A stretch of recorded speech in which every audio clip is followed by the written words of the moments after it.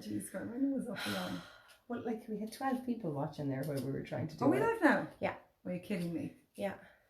I just have to name out my flaws while we're here. You look so different on the other side. Oh, I've got no makeup on, looking absolutely wrecked. Hello. Okay. Lads, I only put my I put my pajamas on at 4 o'clock today because I was exhausted. And then I said that I would get dressed specifically so that we could do our live. And I basically in my pajamas because so we're here from Helen Gibbons' bed. Hi again, Michelle. Thanks for coming back to it. Oh God. Thelma's house is like a fucking furnace. I feel completely naked. Well, I'm half naked, I suppose. She's half naked and I'm dressed like a yeti.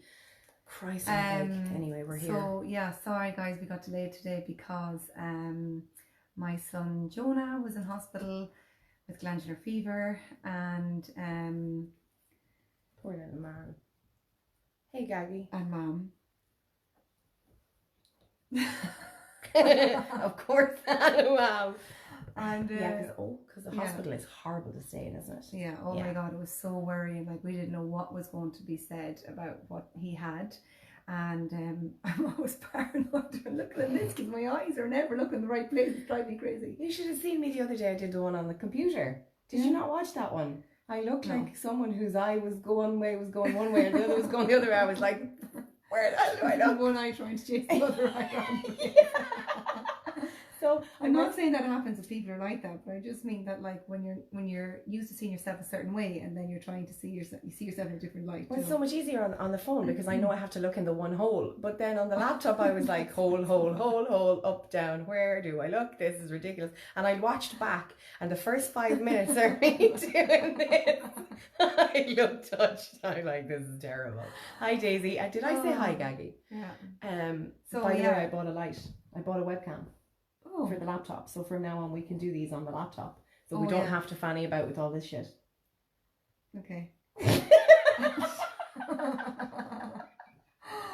And the other thing is, you know, like people say they can't hear us so well, and I'm a bit hoarse now. I don't know why, but I always get nervous on these things. And you're like live from my bed, like lads. People who my can't, I don't understand because every time I switch on the video to watch it back, I'm like, we sound like two grannies who have hearing aids on and we're roaring at the camera. Oh, it must be your phone then.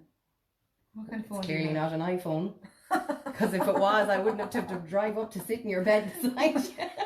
You're welcome. Hi. Well, good thing that I don't live too far away. I'm so glad that Jonah's home. Yeah, we didn't know what was going on with Jonah. He was very, very, very, very sick. And then the surgeon came in and she goes, oh, it's glandular fever. We can breathe now. And I'm like, why? We couldn't breathe now. before. I knew that you thought that it was something bigger than that because all his glands are really up and his throat was all closed in. He had like really bad temperature and he was just sleeping all the time, and his eyes, like say his eyelids were swollen out as far as his nose, and it was just desperate. Yeah. Isn't it crazy though? So I was Googling glandular, of course, Dr. Google and me are great friends. Yeah, she was sending me like on all these things like what Dr. Google's saying, and I was trying to stay away from Dr. Google. I was cutting I was cutting out the right little pieces because I didn't want you to read the rest of it because the rest of it wasn't fun. And then it was obviously, so glandular is the same as mono, and this was when kissing disease. Kissing disease. So teenagers get it. Yeah, I know. Wasn't it awful, Gaggy? He's the youngest person that they had in the hospital with glandular fever, and then Tom Tracy was like, "Hold on a second, he had glandular fever." Oh, you're kidding me! Don't go to sleep yet. We're all right. Are we that boring? Yeah. She's gonna reply with yes. I know. I even have like sleep well. I even have like a breakfast table out here on my bed and everything. Not that it ever gets used only for this. But anyways, yeah, so let's move on anyway. So yes, we are here to talk about how and when we give our power away and why we do it. And like there's no point me referring to the other live because I've deleted it. So Thelma and I had a conversation before we came on because we like to try and decide what we're going to say at the last minute, but kind of comes on from the week before, doesn't it? Yeah. And whatever you've kind of talked to us about in the meantime. And what's on in our day, in that day that has come up for us as well, that we think, oh yeah, that's a good thing to talk about. Yeah, for sure. Because it is. And we need it to be as relatable as possible. You know, if we're going through it, everybody else is going to be going through it at some point. Welcome to the journey. Might as well just hop on board. So Thelma was talking about the doctor and teachers, and then we were going to touch on friends. So when you go to the doctors and they tell you that there's something wrong with you, and they're the authority and they're the person who's the most learned and they've done the most education and they have the most knowledge, apparently. And so we go there and they say, this is what's wrong with you, or this is what you need to do. And we say, oh, okay, that's fine. You obviously know more than me. So then we'll just go with what you say. Forgetting that we have our own autonomy in our bodies and something might not feel right. Actually, do you know what's a very good one to touch on? Both of us have had experiences with tablets, haven't we? And tablets have made us go a little bit cuckoo. And we've said we wouldn't take another one. No, not tablets, legal ones. I went to the doctor and I had tablets that I was told that I needed to take. I can't even remember what the name of them. I'm sensitive to codeine. Hey Sandra, how's it going? Geez, I haven't seen you in ages. I can't take codeine, I can't take Diphene, and I can't take Zydol. Penicillin is fine. But I had whatever it was, I think it was codeine based. And I had taken 2 and I'd gone back into the doctor and I'd said, these are not agreeing with me. I feel terrible. And the doctor advised I keep going because I needed to see the course out. Now, fair play to me, I decided I knew better and I came home and I threw them away. Because you know your own body and you know what's reacting in your body. Like they're just kind of reading from a canvas and saying like, okay, hold on a second. This is what you're meant to give. This is what has helped other people in the past. Yeah. And that's all fine. But that's, okay, so even if it is the majority, you know your body best and 100%, what's happening. 100%. Yeah. So we have to look out for those signals. And then that is a little bit like minding yourself, we talked about before. And you have to do it because the doctor doesn't know us. So they're, hey Emma, how's it going? They're not aware of the sensitivities that you have until you say it to them. But for the most part, we do tend to give our power away to doctors. We kind of sit there in the doctor's surgery and we go, oh yeah. So you obviously know what you're talking about. And really, and I'm not knocking GPs because obviously they play a very vital part in our lives as humans. But a lot of the time with the stuff that we go into to them with, you know, with muscles, with niggles, with nutrition, they're not as clued up as we think they are because they haven't done a huge amount of that in their study. They're looking at Google just as much as we're looking at Google. They might be looking at medical journals, but we can research those ourselves now. So I suppose it's better to go in and be aware that if something doesn't sit right with you, that you can say it. It's not a beat up on like doctors or anybody. Like what myself and Kira want to talk about is that giving our power over to people who we feel have more knowledge than us and have trained in a specific field of things in regardless of what it is. It could be horse riding or whatever, you know. And but we're just talking about doctors because it's kind of what's come up for us in the last while. But we move on to like different ones, you know. It could even be hairdressers or whatever, you know. Teachers are a good one. Hey Sharon, thank you for coming back to us. Sharon. Now where's Melissa and Elaine Fox now? Did we say hi to Daisy as well? They'll come on. Good faith, they'll come on. And make sure now when Elaine comes on you call her the Smurf. Trust me, it'll work. And I need like solidarity. So say for instance now Kira's talking about tablets. So there about a year and a half ago, I was having really bad stomach pains and my doctor thought it was possibly a hernia because I was at a Keep Fit class and I pushed past pain and I wished I got really bad.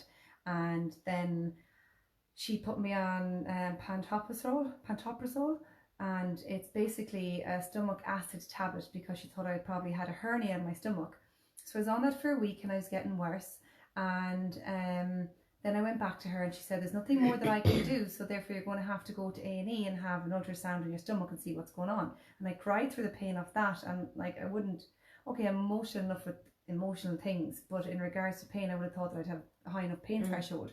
And then after I had that done I went back to A&E, and then I went to faint in A&E, and then they put me up on the table. And well actually it was a bed, but you know when you're in a massage you always say put me up on the bed and they're like no, it's a table. It's a table, something you lie down on basically, right? And so then they gave me Keral or Keral, Keral, how do you pronounce that? Keral maybe? That's what I thought, yeah. And that's a non-steroidal anti-inflammatory, and by the end of that I had a full-blown seizure. I was conscious through my seizure, I wasn't incontinent through my seizure, So it wasn't a neuro seizure, but I didn't know what was going on at the time. Like I mean, full blown. So scary. So scary because I was there by myself. And then they came running in and putting their hands on my shoulder saying, it's okay, it's just stressors on the body, stress on the body. And then they said, quick, get her morphine. And then apparently they went to give her morphine. And then that was grand. My body and everything calmed down afterwards. And then my darling husband happens to be gone away for like the most remote For all the stuff. Yeah, like Jonah when he was sick, Damien's not here. But anyways, you nearly think that It just goes to show you're a superwoman though. You've got this. Yeah. It's nothing got to do that he kind of has a knowing and he's like, I'm out of here. Good luck. Anything could happen, so I'm leaving. I know he's great. But yeah, so that all happened, right? Then they sent me home and I said, well, you're going to send me home with no pain relief, which I don't often want drugs, but like I'm after having like all the stuff going on, no pain relief. And then they said, well, we'll give you tramadol. And so they gave me 50 milligrams of tramadol. That shit is crazy. Well, actually, they gave me that when I did a section in Hollis Street with Moses, and it made me very drunk-like. But since then, I've realised actually it's quite dangerous. Yeah. Anyway, sent me home with that. That was on a Monday. On a Tuesday, I was probably doing too much. I'm always doing too much. And then on the Wednesday, I wasn't feeling well then at Monday, I went home Monday, was doing too much on the Monday and probably the Tuesday. And then on the Tuesday night at 2 o'clock in the morning, I got intense pins and needles up my face. And I thought, oh my God, I'm having a stroke, because my mum's had a stroke and she kept pointing her face and she had a sensation in her face. And I was like, oh my God. And then pins and needles in my arms and my legs. And then I felt like a little child then thinking, oh my God, I'm going to have to ring Damien. And then I rang him and I was like, something's going on. I thought he would tell me like, oh, what's wrong with you, you know? Anyways, then I said, should I ring my dad to come in because I really, really don't feel well? And Damien's like, put your legs up in the air because maybe there's, to get the blood back down to your heart. And then I was like, I'm not getting any better. Rang my dad, and then he came in, and by 4 o'clock in the morning, my hands started kind of shaking back and over. I found it very hard to concentrate on what my dad was saying. I was slow to respond to what he was saying. And my dad's like, I could see him yawning. And I'm, Dad, you're tired. And he's like, well, would you sleep in it? Well, sure, we'll have a cup of tea. We'll have a sugary cup of tea. Because like, as if that's going to heal anything. So we did. Like, I'm going sick and I'm making him a cup of tea. Like, that's the whole women and men's thing, So I'm like this, like standing, like trying to make a cup of tea. And I'm like, look like I've got Parkinson's now, genuinely. And went to bed, knew I shouldn't have gone to bed. Woke up in the morning, Jonah was beside me in bed. And woke up fine, but when I stand up, my whole body was like this. I couldn't speak, I was speaking like this. And I was like, Dad. And then the kids came running up the stairs. Moses came running up the stairs then. I'm like, Mom, what's wrong? And I was like, just playing a game with Grandad. I was talking exactly like this. And then I had to go down on my arse down the stairs and hold on to Dad's trousers. And then eventually they rang an ambulance. And West Doc said to give me like an aspirin or something, because I had no aspirin, but to give me, I had an Alka-Seltzer because I thought it was maybe a stroke. Got in the ambulance, had basically seizure after seizure after seizure. Had 10 to 20 seizures for 3 days, and then they were trying to tell me, they looked at my file, they're like, okay, so we can see that you're abused, and we can see that your mother's in a wheelchair, we can see that your brother's in a wheelchair, and so we'll do a few tests for you, and a CT scan of the stomach maybe, and but this could be deep down subconscious stuff that you can't take any more stressors internally, so it's coming out externally, which is called pseudo seizures.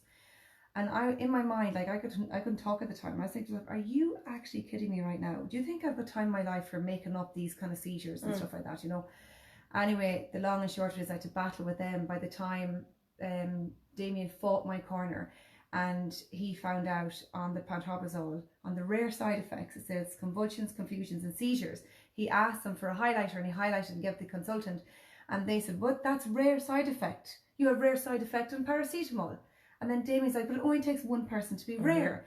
And he said, I want to actually speak to the pharmacist of the hospital. You've now given her a concoction of things. I want to know how will her system react with the whole concoction of things. They were annoyed about that. Finally, the pharmacist came up and she goes, I can't tell you how you're going to react to that. Number one, your body's different than other people's bodies. And number two, when you mix 3 different drugs together, you don't know what we the don't know chemical what reaction is. exactly. They don't know. And they said, but it's very rare that somebody would like react to the pantoprazole. Yeah, rare, but not impossible. Yeah, and then Jamie's like, but it says convulsions, confusions, and seizures. And then I was talking to a chemist in town, a very good chemist, and he said to me that he remembered a situation happened like that some like 18 years ago. and to a guy, he took those tablets and he got off the plane in Amsterdam or in Australia and had a full-blown seizure after getting off the airplane. Jesus.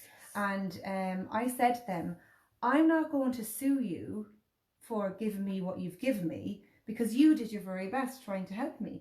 But I need to know what I'm allergic to, because if I decide I want to have another baby, or for instance Spain and broke my arm, I need to know that I cannot have these particular things.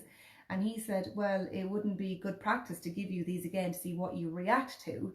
Whereas he never said to me I could get like hematology done and find out through my bloods what I actually am allergic to. And he said, but it was non-steroidal, like the anti-inflammatory. And I said, my friend is allergic to tomatoes. She'd have an anaphylactic shock if she eats tomatoes. Like, does it matter if it's non-steroidal or not? Anyway, we'd agree to disagree until I went to the head neurologist, Michael Hennessy in Galway. And he said to me that he did a whole test to try and make me have a seizure.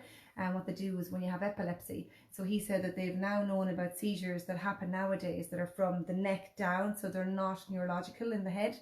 And he said it loads him to think about pseudo seizures, that he knows it wasn't pseudo seizures, and that the fact that I came back to my baseline within 3 days, he said is evident that it was drug induced. Yeah, and the drug's literally going through your body. Yeah. And then when we went to get our hey Debbie. Hi Debbie. When we went to get my discharge, they lost my read from the ambulance. And then it wasn't on it that I had morphine, and they said that I came in with shaken syndrome, and they never read my file on the Monday. And then Damien goes, why are you asking all these questions? Like, does it not say, did you not know that she was in Monday? And he was like, and he looked at his team and they're like, and I was like, Damien's like, yeah, she was in on Monday. And then, do you know what happened, right? I was trying to speak because I had a really bad stutter with the whole whatever's going on in my body. And I was trying to say to the nurse, I was trying to say something to the nurse, and I was like, and she goes, will you just speak, will you? And I was like, trying my best. Oh my and God. I'm like, it's like. But the other nurses were lovely, but it was just that one. And then your man then was an ass because he wouldn't listen to Damien. And by the time I could actually speak, I really got a voice, and I was like, this is how it is. Like I said, yeah, I've been through all this. And yes, you're reading like from your book, tick, tick, tick, tick, tick. Oh, she's been abused. Oh, her mother's in a wheelchair. Oh, her brother's in a wheelchair. Oh, she's got loads of traumatic psychological stuff going on and all the rest. Yeah, that's fine, but you don't know me. You don't know my past. You don't know that we get on with things and just deal with things, and we're actually generally fairly positive. You know what I mean? And so it's just that they're just trying to put me into a box, and only for Damien was there to really back me up. Thank God. And then eventually I got my own voice to back myself up. But for people who give over their power, they were saying, I want to get you psychiatrically evaluated.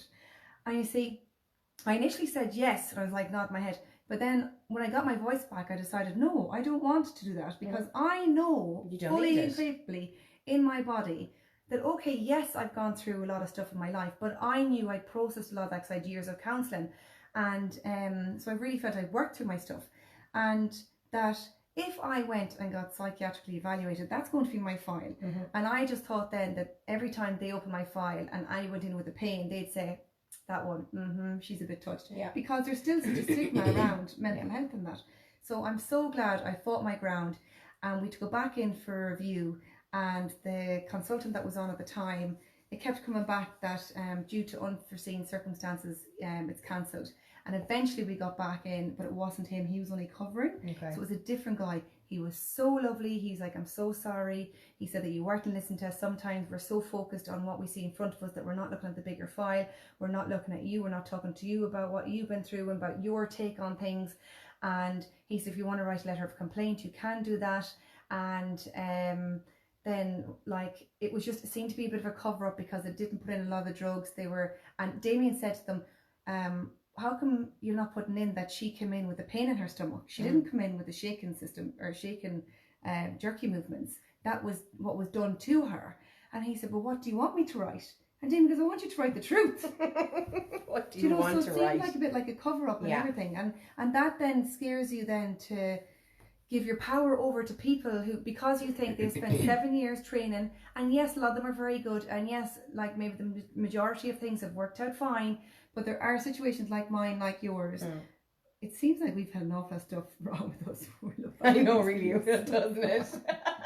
Hypochondriac. Chain reactions. But, you know, that if you do give over your power, I would probably be in the psych ward getting stuff done to me and whatever else, and then psychological effect that would have on me then. Yeah. And I did have a little bit actually afterwards, because I was so petrified that when I go driving after, will I have another seizure? Because they were telling me it was these pseudo seizures and they can just arise at any time. And I thought, So they left a seed in your mind, which is worse, because then you're walking away from something and the inside of you knows that it is not pseudo seizures and knows that it's something to do with the drugs, but your conscious mind has now taken in this information on you could have more seizures. So you're going around and they must constantly, be right, they have to be right. How can I be right? I couldn't be right. Sure, they're doctors. Like, it's awful. And people do it all the time. The people who I feel the most, I suppose, empathy for, and I don't like sympathy, would be older people who go into the hospital and they don't have a voice. And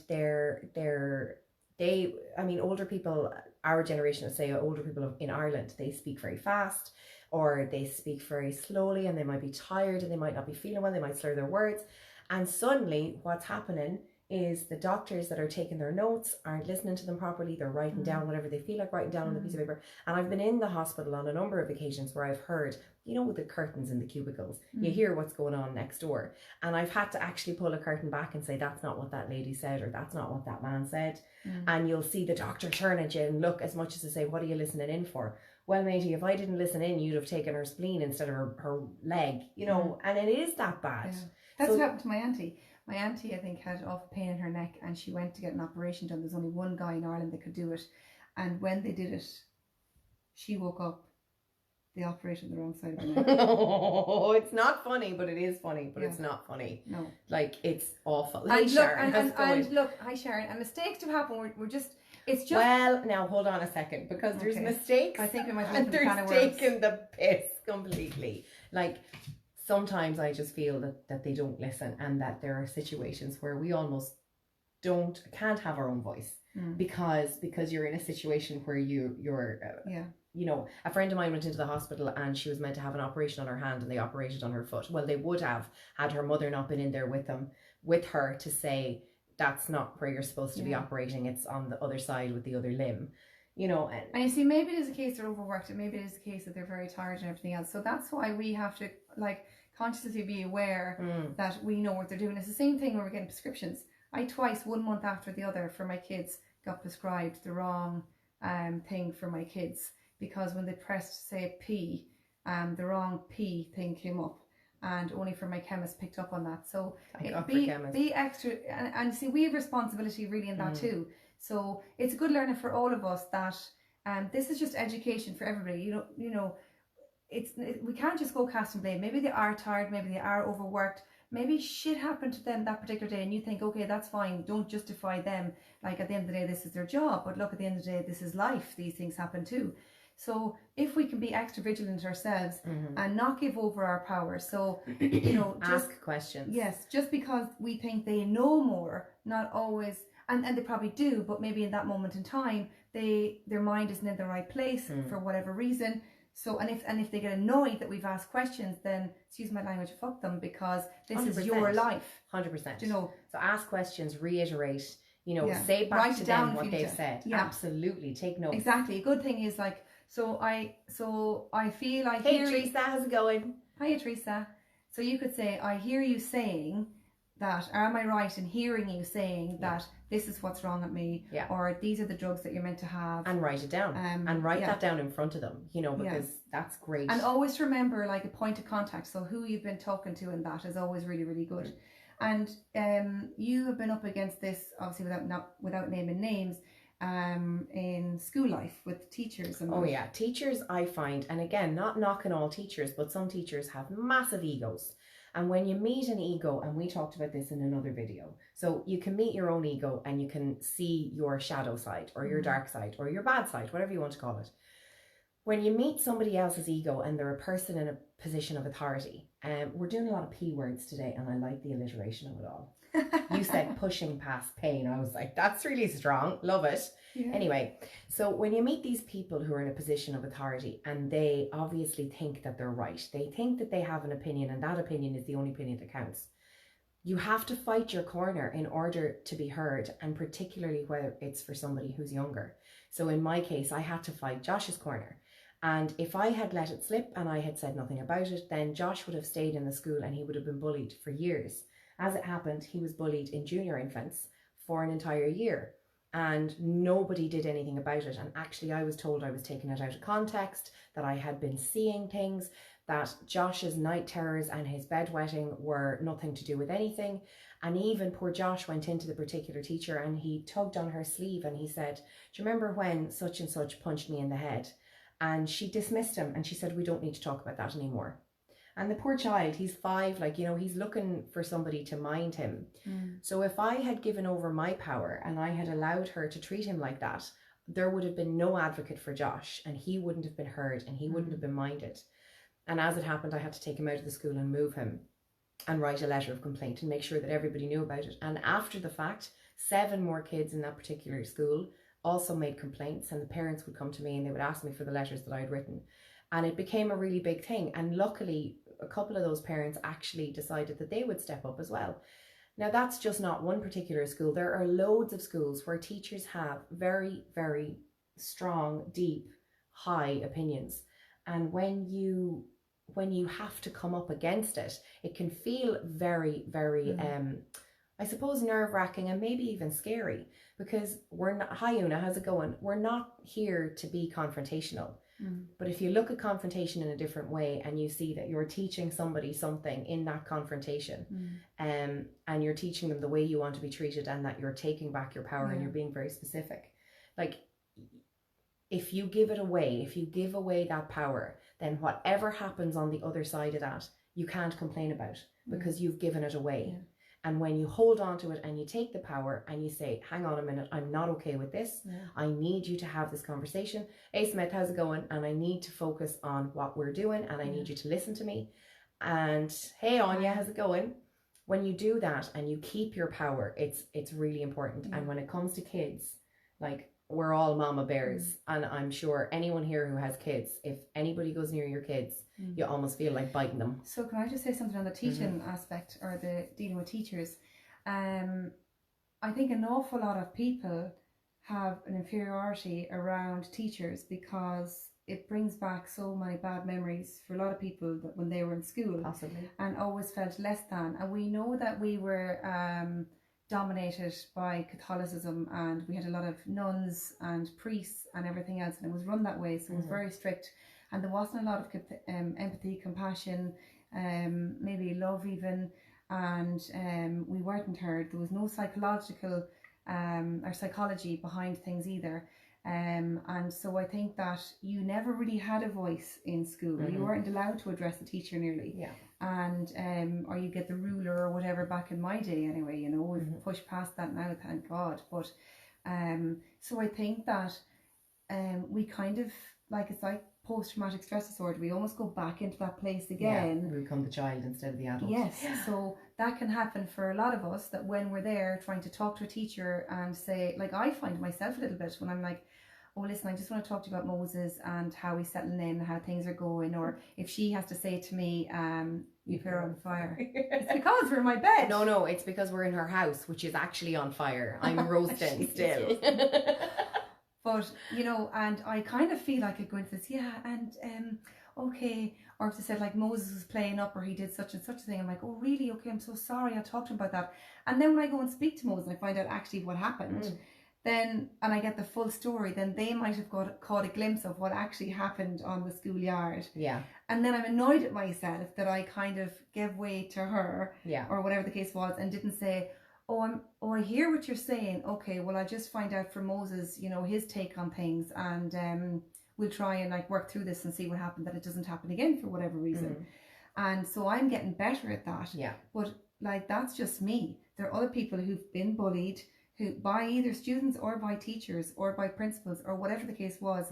And so it can be difficult, you know, to hold your own power and speak up for your child, you know. And it's not about fighting with the teachers, like, that's not what I'm talking about. I'm saying that there are so many opportunities during a child's school life where you will be addressing a teacher, whether it's a parent-teacher meeting or at the school gate, or your kid's done something wrong, or someone's done something wrong to your parent, kid, if there's something going on, parent, anything, right? And we have all of these opportunities to do the best thing by, you know, the kid or us or whoever. But there will be those opportunities where it does come up and you're standing in front of the teacher and you're toe to toe with them, and you have the option of getting aggressive and getting thick, or holding on to your power and taking that deep breath and saying, no, I'm not going to allow this to happen. You're not better than me. You're not on a level above me. We're on the level. I'm a parent. You're a teacher. It's my child that you're talking about. This is what's happened. We're going to take it all back down. And I had that opportunity in Josh's last school to really address a teacher who was off her rocker. And as it happened, a lot of people had seen what had happened, and I had to take it to the principal, and loads of stuff came from it. And she was so highly strung and distraught about the situation. And there was no other point that was going to be brought through but hers. And I had to hold myself in my power. I had to stand there. And it took... But just to let other people know, so how did you hold yourself in your power? Like, what kind of things did you have to talk yourself down? Did you have to breathe a certain way? Did you have to be mindful? Did you have to put your feet on the ground and be very conscious? Or I had to stand with my 2 feet farther than shoulder width apart, and I had to keep my hands in my pockets, and I had to take really deep breaths down into my tummy, and I had to smile, because if I didn't smile, I knew that I was going to absolutely crucify her. So the whole time she was losing her rag, I was smiling. And it wasn't like a kind of a smile. I just had a smile. Mona Lisa smile. Yeah, just for myself. And I let her have her whole rant, and then I said my piece. And my piece was very succinct and very short and sharp, and it shocked the principal and it shocked the teacher, and the outcome. You should do a course on those one-liners, because you were just like, you're like, what, semi sword? Yeah, it did. It sorted everything out very, very quickly, not for the benefit of the school.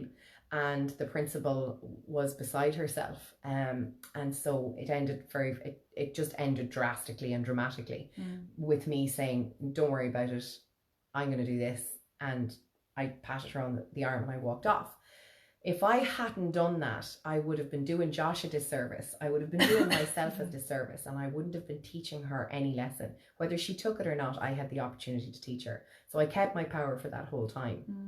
I think the whole thing around keeping the power as well, when it's with kids, it's a much bigger deal when you're holding on to your own power because of something that's happened to your kid. And when we all know our kids aren't saints. Quicker to hold your power for your child than you are for less yourself. Quicker to hold it for ourselves. Yeah, I would agree. Yeah, and I just think that like, say if you're in the doctor's surgery, or if you're talking to the teacher, or whatever the case is, oftentimes we can tend to feel rushed because they don't want to be in that position. And so they're like, all right, oh yeah, okay. You guys just hold that space, because this is your moment to air whatever you've to air, and this is about you, and that's the moment you have to be selfish. Actually, we often talk about being self-full, but it is being self-full, but sometimes you have to be selfish, because you have to find out all the right answers for yourself, or for your child, or for your loved one, or for whatever the case it is. And because you will walk away angry, and frustrated, and you'll be thinking like, I can't believe I didn't get a chance to say this. Now, I'm not saying to have an attack at anybody. If you can try and keep your calm, and you can even do, if you want, if you're not really good at confrontation, which I'm not, but do a role play with somebody that would be how would I say it? Like to practice, who'd be an adult, like who'd be balanced kind of thing, that wouldn't go on the defense and get all kind of sharp or whatever, and just be like, say, I could chat to you about, okay, listen, this situation's coming up, just throw these different things at me so I know how I could actually react. Now, it's going to be a bit different when you do actually meet the person, but at least then you have a good kind of footing going forward as to what you're going to be possibly up against in that, and that's a good way of learning how to hold your own power and things as well. That's actually excellent, and it would be a technique that I'd say anyone could use, is practicing what's going to happen before it happens. So if you've been in a situation that's really uncomfortable, and you've had a moment of where you've given away your power, and when we talk about giving away our power, we're talking about giving away our energy, giving away our right to decide, or our right to choose, or our ability to stay calm. There's loads of different ways you can give away your power. So if, say, for example, you're going into a situation and you know what that situation is going to be, you can find somebody and practice that situation with them. Practice what you will respond, and how you will respond, and how you'll react, so that when the thing happens, you're prepared for it. You're not caught on the back foot, and you're ready to go, okay, no, I've done this before, so I know how I want this to go, and I know how I want to react. And I've actually had the opportunity to do that in the last 3 weeks, and it's worked so well. I mean, it's worked beautifully in a situation that I had given away my power. And you know me, I don't. Yeah, because once you give away your power, it's very hard to get that back. So especially hard. with the same person, do you know? Yeah. Because you have to be more kind of stronger and more kind of like, not dominant necessarily, but just have stricter boundaries, do you know, so that they actually know there's no wavering in this. This is actually how I feel. Yeah. And it's okay, I think, if you do change your mind, say, you know what, I said this before, but it didn't actually sit with me. Now that I have this time to think about it. Or if you're in the situation and you're not very happy about what they're saying, just say, you know what, that actually doesn't really sit very well with me. I'm not quite sure to respond to that. And then, you know, come forward at a later date and then just say, actually, I did have time to think about that, and this is how I feel about that now. Or if you're really, really angry at the situation, feel like you're going to react, you can just say, do you know what, it wouldn't be wise of me to comment right now the way I'm feeling. So, you know, that's just being very adult about this situation all the time. And that's not letting go of your power, that's actually keeping it so much.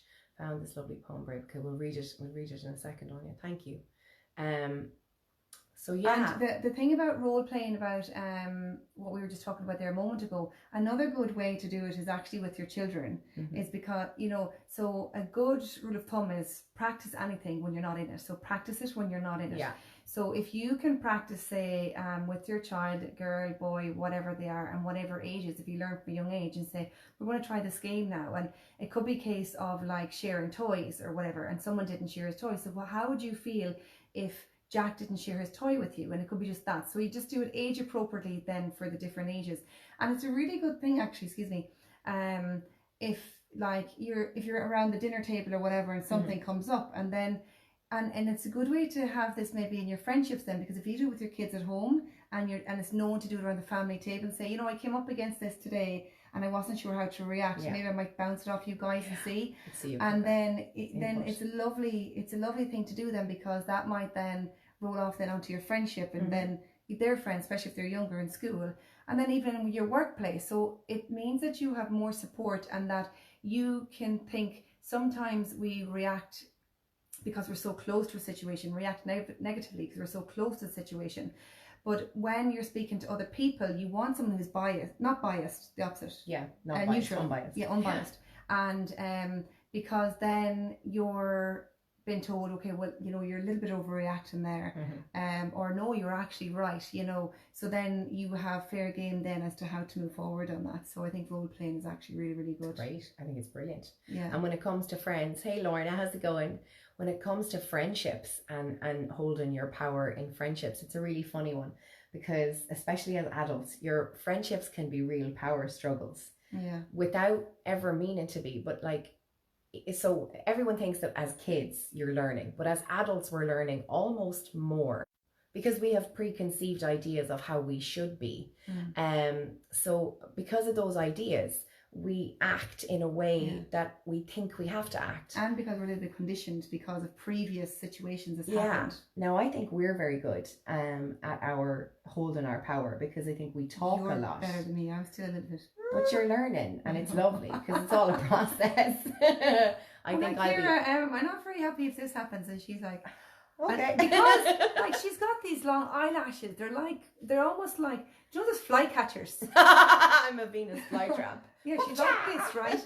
And I'm really afraid to go too close, because she's going to like just catch me with her eyes, and I'm like, I can feel it in piss going down the side. Like, okay, Delma. Yeah. Oh my god. Did I actually say that? Yeah, you did. Okay. It's okay. I think I get a bit too comfortable. Said Fanny and everything. Well, no, you said. Yeah. Not clearly. We're in bed. Okay, about friendships, I think you're right. Being a child, it's so easy to make, watching my kids maybe, it's so easy for them to kind of get new friends because they've no inhibitions. They just are who they are, like, and I love how they say, I'm really good at this. I'm like, you are, like, that's amazing, you know. And so they just chat to anybody. They're not worried with like what colour skin they have, colour eyes, what their clothes are, if they're funny, if they're smart, they're intelligent.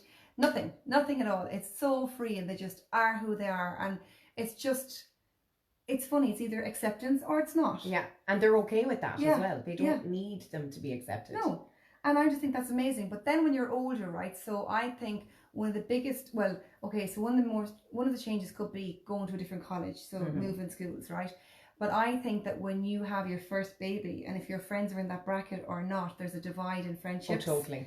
And you're on different levels. It's the first opening up into a new world that's daunting. It's a bit scary. It's a bit isolating and that. And then you're meeting new mothers, and there's an awful lot of, we've talked about this a little bit, opinions on what to do with your child and da da da. And then so there's a lot of type of to and fro and compromises then with friends and with trying to hear what they want to say but not be forced to take their opinion. So that's good at holding your boundaries and standing your own power and say, that's great, that works for you, I'm not sure it worked for me. But when you're trying to meet new friends as adults, it's so daunting. It's like getting into a relationship with the opposite sex, because you don't want to be what's the word, rejected. You don't want to be rejected. Yeah. And you want to be liked, and you're found in boundaries, and you wish you could cast yourself into the friendship maybe 2 months ahead, so you don't have to see like, are they nice, are they bitchy, or the whatever, and you just make that connection and like them. But you have to go through all those, and then if they are not your type of tribe, how do you pull away from it? So it is like a breakup. And then when they accept you into the group, do you ask them for coffee first? Then is it another cup of coffee?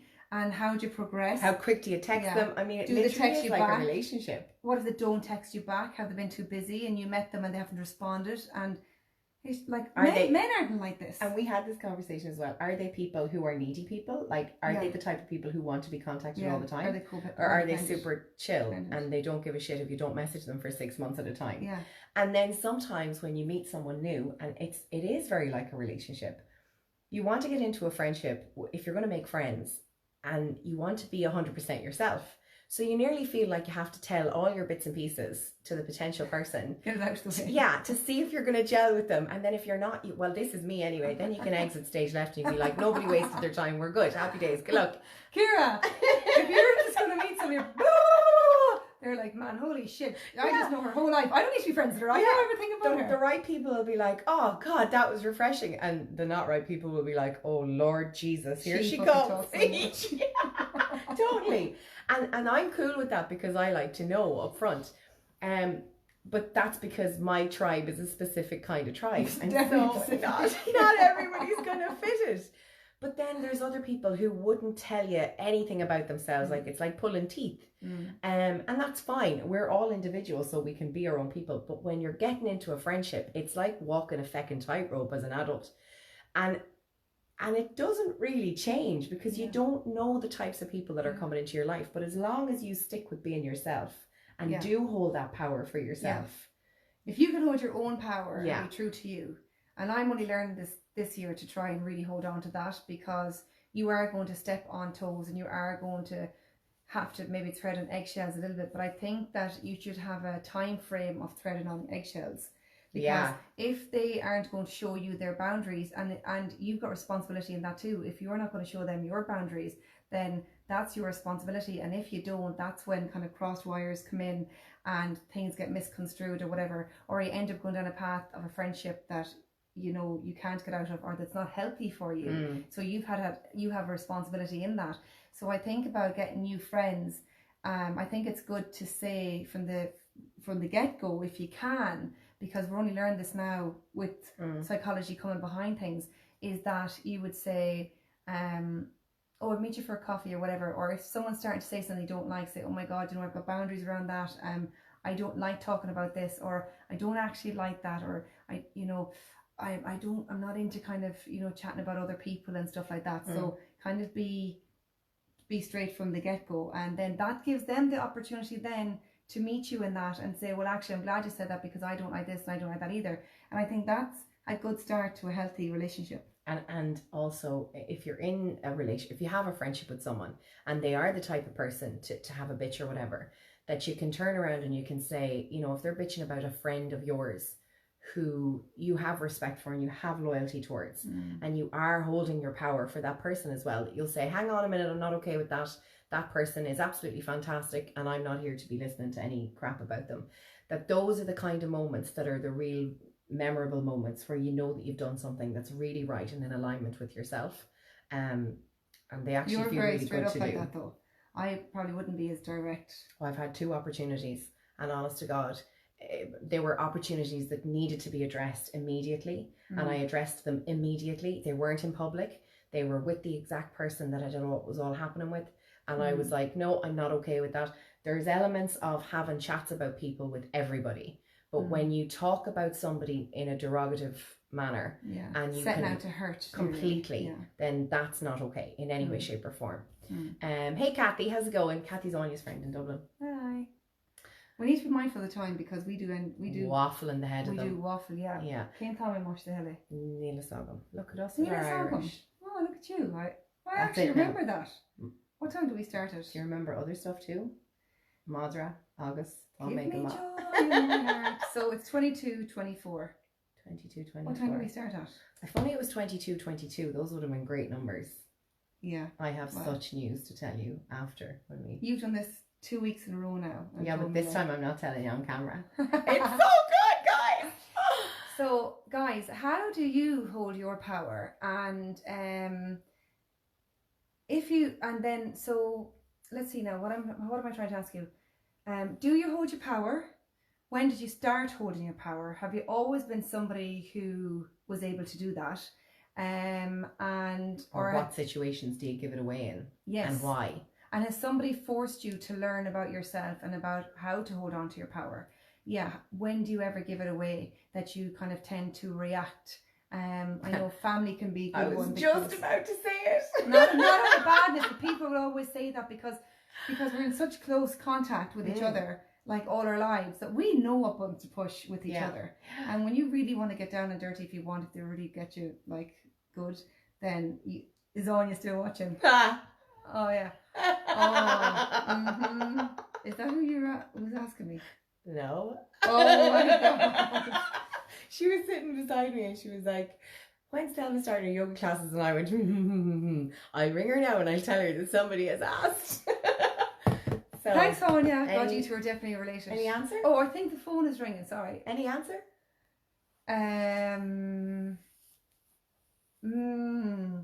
Give me a week to recover. I have to get work done on my back. And if my back is going well, I think I hate doing this beside Kira because she'd hold me accountable. And then that means I need to take responsibility. Are you seriously staring at me right now? So then I might take another week then just to try and stretch the limbs out. And I might do some online stuff maybe. So maybe after that, okay? So 2 weeks? Oh, that's awesome. No, I never really said that. Like there's 7 people on there now that have seen it, so that's maybe last day. Nice. It's all good. Just breathe through I'm it. awful hot in this house all of a sudden. You don't just like a furnace. This place is roasting. Okay, guys, listen. You can catch us on Monday. Christ. Catch us on YouTube. Catch us on Thelma Gibbons' That's Life page, on Kira's page, Kira Heenan in Essence. And I should be on Friday. Give me a clue as to what you guys would like us to talk about on Friday. Yeah, we ask all the time, and we'd love to talk about stuff that you are interested in hearing about. And as you can tell, we'll waffle about anything. I was just going to say, and you can tell us to shut up waffling. Yeah, you actually can. Like, you could put in there, shut up. And neither of us would be offended. We probably wouldn't shut up, but we wouldn't be offended either. Far more to say. Like it's the truth though. You're still fucking open. Sorry. Okay. Okay. Yeah, we need to get off. I think because we actually enjoy it so much. That's we have so much crack. Like we have an audience alike. We're living for this shit. My kids are downstairs asleep. Famous. So I was wondering. Do you guys want us to edit it down to like just the important bits, or are you happy with the waffle? I know Kira loves the waffle. Says waffler number 2 over there. Okay. What we discussed. What? menopause. Oh, we wanted to talk about menopause. The only problem talking about menopause, Anya, is neither of us are in it. So you're going to have to come on with us because we're clueless. I mean, we can waffle away about menopause till the cows come home. We haven't even touched it yet. And hopefully we won't for quite some time. But you are more than welcome to come on and waffle the heads of people about menopause. We'll keep you honest. Swear. Yeah. Somebody did ask me, would we go online and talk about charity shops and how their pricing is not the way it should be. In that they were saying that charity shops now are getting a lot of clothing in that is, say, bigger brands. So they're not affordable for people of the clientele that should be going into those shops getting clothes. And I was talking to my auntie, and she does work in one of the shops in town, and I think that she was saying that they go between like €6, maybe €9 for certain items, and if something is of a higher label, like say Coast or whatever, then they will make it a bit more expensive. But then my friend was saying that should be irrelevant because they're getting all the stuff for free, so it shouldn't matter what brand is on it. Do you know what I mean? Yeah. But then I suppose you're paying for different... Do you know who'd be interesting to bring on for that one? Who? Melissa, because she has curiosity.